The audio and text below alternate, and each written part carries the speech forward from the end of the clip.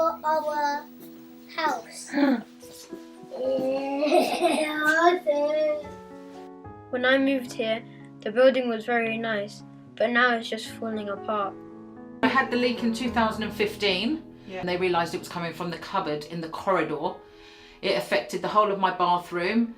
Now that we had the leak again, it's actually starting to affect the ceiling again. By 2019, the leak in the hot water pipe had become out of control. Multiple leaks started to appear on different places. On the side of Clyde House,